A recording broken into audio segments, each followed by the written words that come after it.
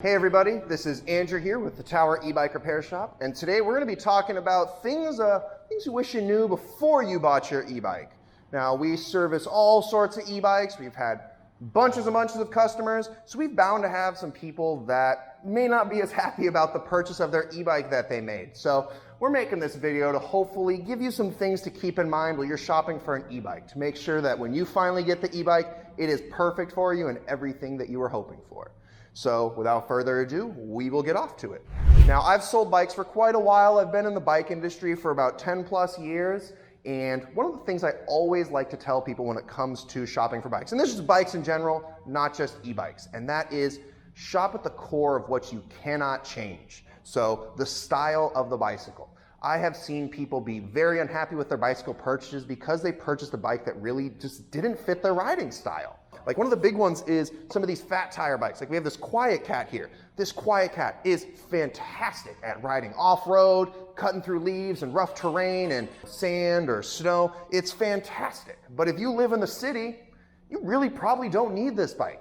It is not going to go very fast for you. You are going to lose a lot of speed with the fat tires. It may look really cool riding down the street, but performance-wise, you're not going to get the most out of it, and you may end up being unhappy with the performance, the speed, lots of things like that. Conversely, if you're looking for a rugged style bike and you get something like this, when you take it off-road or even on a gravel path, you're going to feel all the bumps because the bike's full rigid. So number one advice I have is list out what you want to get out of the bicycle.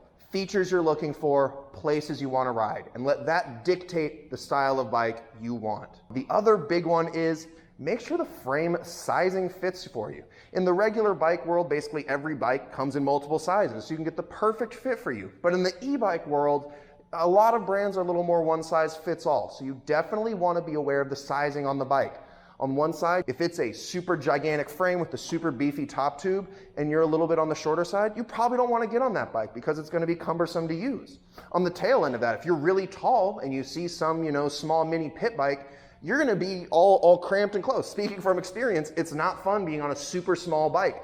Your legs and thighs are going to start hurting, your back's going to hurt from getting crunched up, and your shoulders and arms. Basically, everything's going to hurt from being scrunched up. So, one, make sure the sizing of the bike is correct for you. Now, one of the big things as well that goes into frame sizing is also with step-through frames. Now, for the longest time, the bicycle industry has labeled these types of frames as women's bikes. We need to just get that out of our system. The bike industry needs to move away from that. These are not women's frame bikes. These are step-through bikes. Anyone can ride a step-through bike. Myself, I'm a tall, active guy, but sometimes if I'm just cruising, I want to take a low step and sit on the bike. I don't want to have to swing my legs super high over a top tube, so that definitely plays into things. If you have some sort of injury or something, with your leg and you can't get that full range of motion, you may want to get a step-through because it may be much, much easier for you to get on. So definitely something to keep in mind.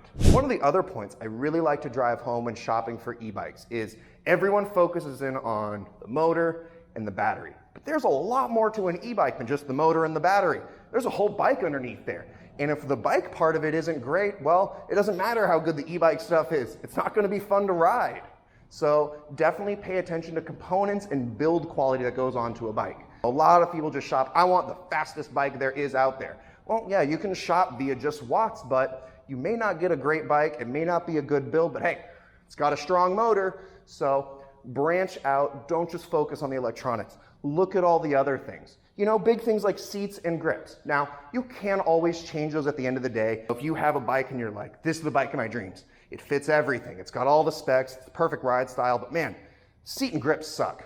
They can be changed, but also pay attention to them because if you have two comparable bikes, but one bike has pretty nice grips and seat and the other one doesn't, well, you might want to go with the one where you don't have to swap things out.